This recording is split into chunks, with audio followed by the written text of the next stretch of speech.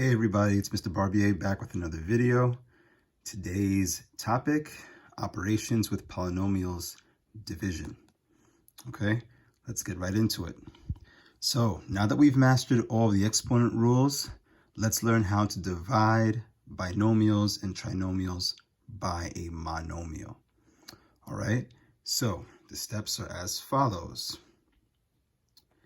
Dividing binomials and trinomials by a monomial. Steps: rewrite the problem by splitting the long fraction bar into smaller fraction bars, separated by a plus or minus sign. Write the monomial on the bottom of each fraction to match up with each individual variable term on the top of the fraction bar. I will demonstrate that step in a few minutes when we get to the example. Now simplify each fraction by following the same steps for dividing monomials. Don't forget to use the quotient rule when dividing matching variables. Remember these division basics. Dividing by the same sign results in a positive. Okay, we know that, right? Dividing by a positive and a positive gives you a positive, or a negative and a negative gives you a positive. And then dividing by different signs results in a negative. B, use the GCF, right? We know what that stands for, greatest common factor, yes? To reduce the coefficients if the denominator cannot divide into the numerator evenly. Okay, we'll look at examples of that situation a little later on. And then finally, hold on. Okay, and then finally C, any term divided by itself is equal to 1. Now, folks, we all know that, for example, 5 over 5 is 1, 8 over 8 is 1. What students tend to forget is that even variable terms on top of each other is equal to 1, all right? So it's not just a whole number. It can be a variable term. For example, look, 3x squared over 3x squared. They're exactly the same. They're dividing by each other, right? One is dividing into the other, but they're the same term. It's equal to 1. The only exception to this rule is 0 divided by 0, okay? 0 divided by 0 is not equal to 1. That is undefined. But anything else divided by itself is equal to 1, even variable terms. And then finally, step 4, we write the answer in standard form. Okay, so that's basically it. Those are the steps.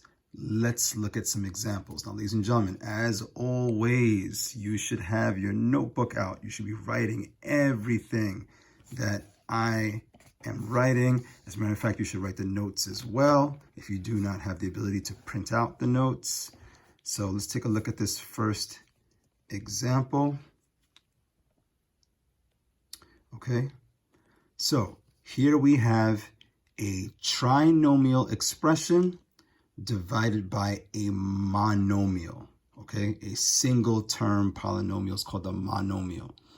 What do? The steps told us to take the top trinomial expression and that long fraction bar and split it into smaller fraction bars, separated by an addition sign or subtraction sign, depending on the problem, right? So in the problem, we have negative 12x to the third plus 8x squared minus 10x. We're going to take each term on top, separate it, and put the bottom term underneath each term individually. So essentially, look what I'm doing. I'm taking the 2x and I'm writing it 3 times. Why 3 times? Because the expression on top has 3 terms. If the expression on top had only 2 terms, I would write the bottom term twice, right? If the expression on top had 4 terms, I would write the bottom term 4 times. So the number of terms on top determines how many times I write the monomial on the bottom, and it also determines how many fraction expressions I write as well. Okay, it's that simple. So to keep it very, very simple, ladies and gentlemen, what you're doing essentially is you're dividing each term on top by the term on the bottom. That's essentially what we're doing, okay? So once you take this expression and you split it into, in this case, 3 parts, right? And then we take the the monomial on the bottom and we write it 3 times. Now we know how to solve each one of these. We are basically dividing monomials here, right? If you look back at the previous videos, you know how to divide a monomial, meaning a single term polynomial divided by another single term polynomial. What do? We first divide the coefficients. Negative 12 divided by 2, you know, is negative 6, right? The signs are different. The answer is negative. And then we use the quotient rule to divide matching variables, right? So we have x to the third on top.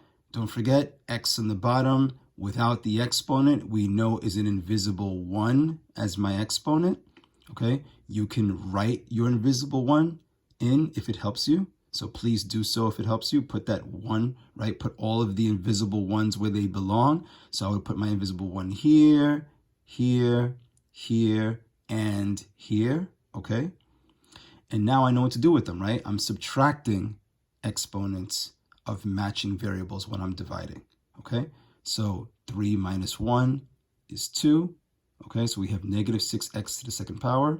Let's look at the middle terms. We have 8 divided by 2, which is 4. 2 minus 1 is my invisible 1. So my middle term is positive 4x. And then finally we have 10x, which is actually negative 10x, right? Divided by positive 2x. 10 divided by 2 is, or negative 10 divided by 2 is negative 5. And then x divided by x, 1 minus 1 is 0. Or you could just say the x's cancel, and therefore I have no x down here. All right. Let's remember one very important thing, though. In division, when two things cancel, it doesn't give you 0. It gives you 1. Now, you might say, Mr. Barbie, but why aren't you writing the 1? If we did put the 1 would be multiplied by the 5, and 5 times 1 is still 5. Okay? All right. In this case, that is. We're going to see other situations where that will not be the case. So, that's the example. Ladies and gentlemen, you have 4 classwork problems to do. All right? 1, 2, 3, 4. Okay? And you have a homework sheet right here, dividing polynomials, all right, with 10 questions and a bonus, so 11 questions. Now, I know you're looking at this and you're saying, wait a minute, Mr. Barbier, these look a little scary, okay? I'm not feeling too confident about this right now. Don't worry, you know, I got your back. You know that. So, let's see notebooks out. Let's see writing utensils in our hands, okay? If they're not already there, they should have already been there from the beginning. And let's look at some practice problems. So to start, it's very easy, folks, and you're going to see this is very easy. We have 10x plus 8 divided by 2. Okay, what do? We're going to take the long fraction bar and we're going to make smaller fraction bars. So you could either write it to the side or underneath, however you want to do it. You know, since I have space underneath, let me write it underneath. So I'm going to write 10x, okay? Keep the addition sign right here. And now I write a separate fraction bar, okay? Small, again, small fraction bars, and I put the 8 right here. Okay, so that's simple. The number of terms on top tell me how many fractions I have on the bottom, okay, basically. And now I'm going to divide both of these terms by whatever's in the bottom, the denominator. And now I just simplify each of these 2 fractions. It's that simple, okay? So 10x divided by 2. So 10 divided by 2 is 5, right? So I'm going to put, but 5 what though? Don't forget the variable. So this gives me 5x, don't forget. Now you might say, Mr. Barbie, but wait a minute, you didn't subtract anything. I didn't have to because the bottom term doesn't have a variable. All right, so in this case, I'm only dividing the coefficient 10 by the constant 2. 10 divided by 2 is 5, and I just keep the x. All right, drop the addition sign. And now this is just 8 divided by 2. all right, which is, very good, 4. And ladies and gentlemen, you're done.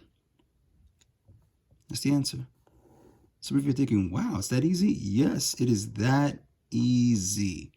It is that easy. Let's move on to number 2. Okay, so number 2 says 18x squared minus 9x divided by 3x. So let's do the same exact thing. We're going to take the 18x squared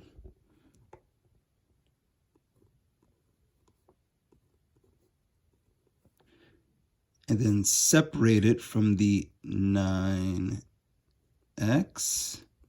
and then put my fraction bars, my smaller fraction bars, okay, not one long one, separate them. And then we're going to write the 3x underneath both.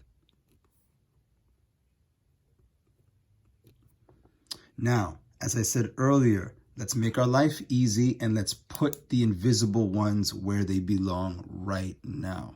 Okay, let's take care of those invisible ones. So I see x here with no exponent. I put that invisible 1.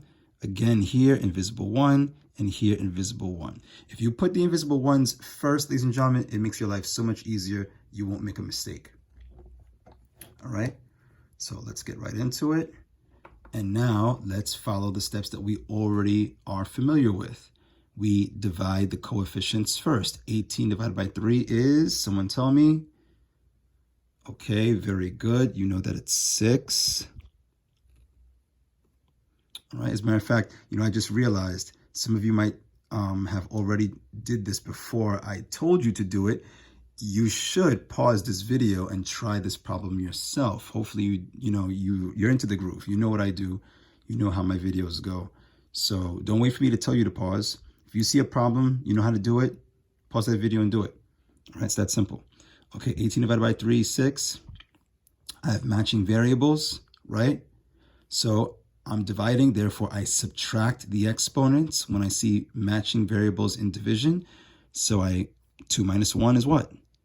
1. So it's just going to be x to the first power. Now you might say, Mr. Barbier, do you need to put the 1 there? No, because this is my final answer, so I don't need the invisible 1 anymore. I only need to put the invisible ones when I'm working out the problem, okay?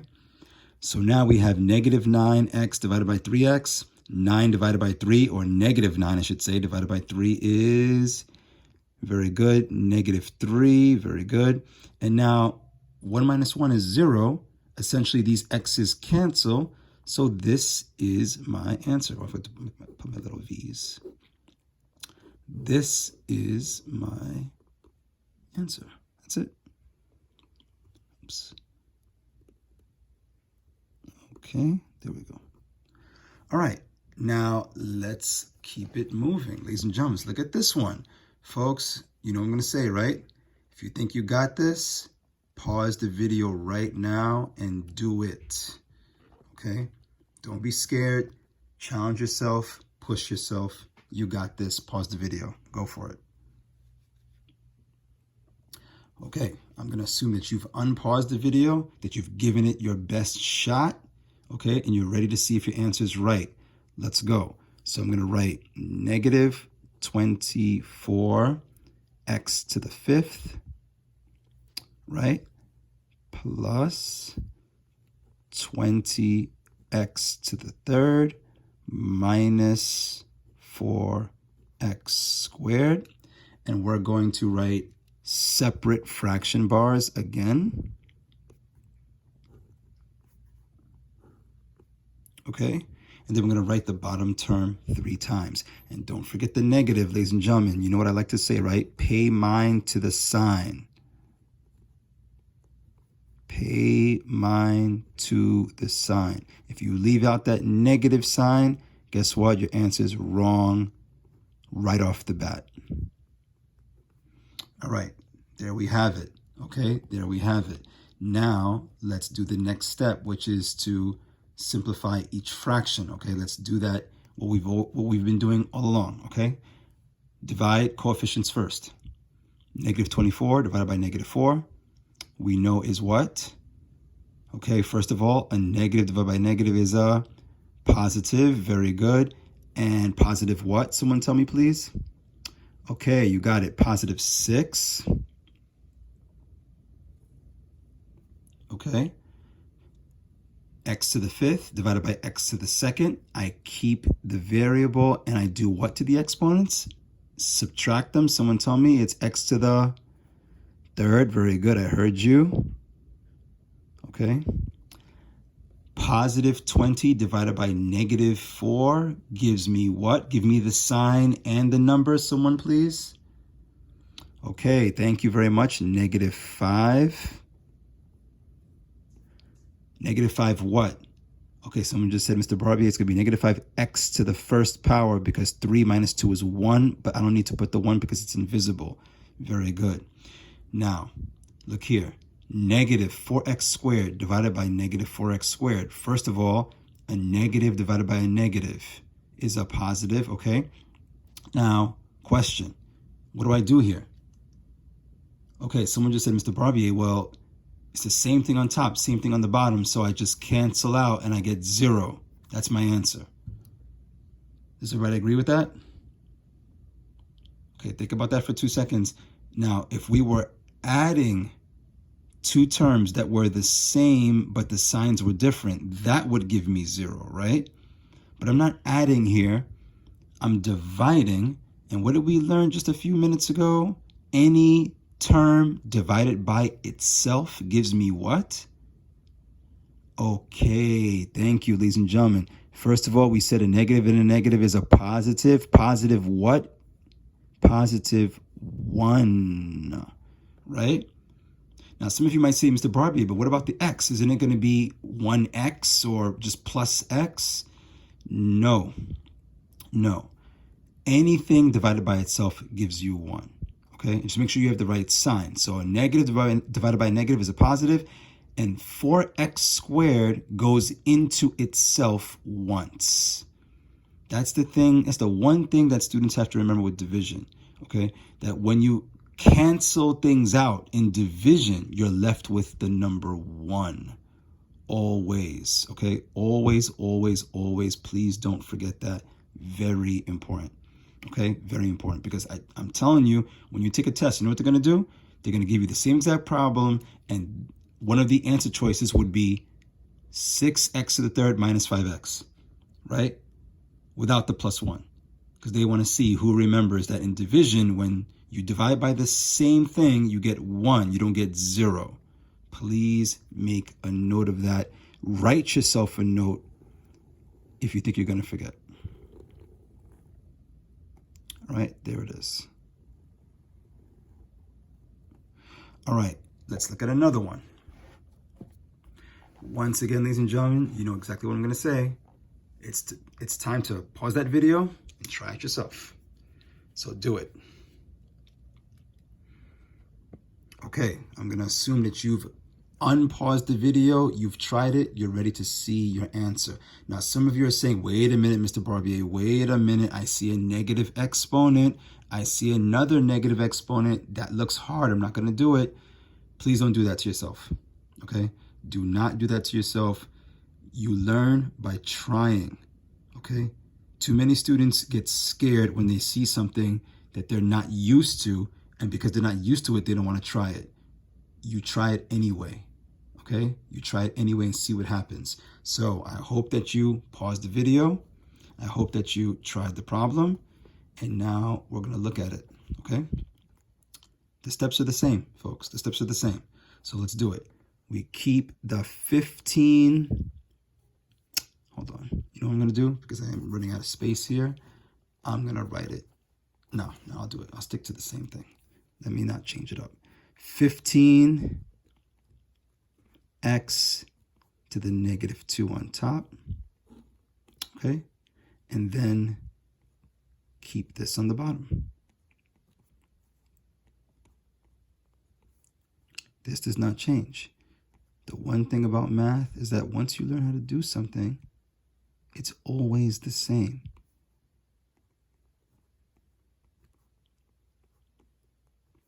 You know, one thing I want to say, ladies and gentlemen, it's my job as your teacher to teach you the skills. It's your job as a student to use those skills regardless of the situation you are dealing with. Don't say, I've never seen that before, I can't do it. No. Say, you know what? This looks a little challenging, but I'm going to try. Okay? Don't say, I can't. Say, I will try. Okay, get I can't do that or I don't know out of your vocabulary. Okay? All right. First things first. We took this long fraction bar, we split it into 3 smaller fraction bars. Yes? We know how to do that. The second thing we know to do is we know to put our invisible ones, right, by the variables. Where do you see a variable doesn't have an exponent? Oh, right here. Okay? Okay, that's taken care of. Now we do what we already know how to do.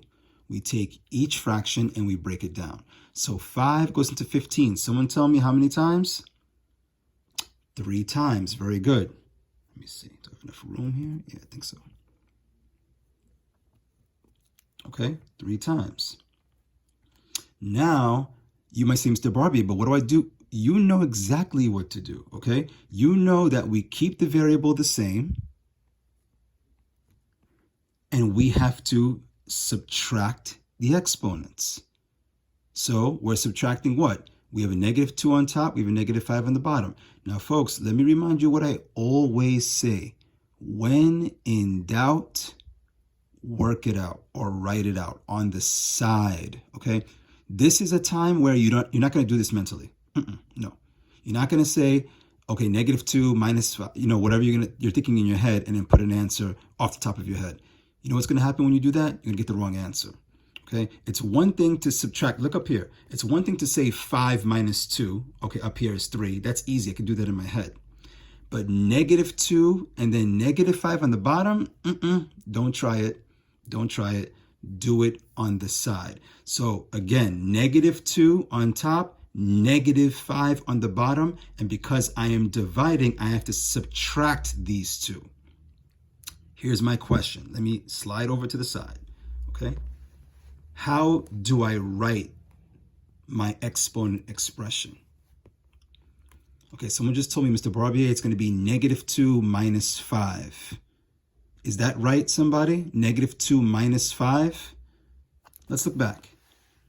This is a -2, and this is a -5.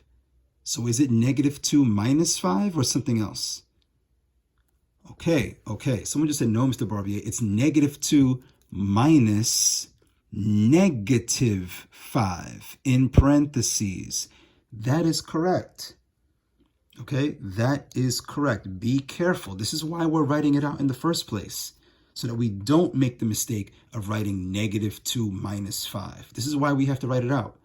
Now, how do I do this? Okay, ladies and gentlemen, you know 2 methods, right? You know the keep, change, change method, and you know the shortcut keep, change, change method, right? Whichever method works best for you, do it. So I'm going to pick standard keep, change, change. Okay, regular KCC. Let's do it. So how do I do that?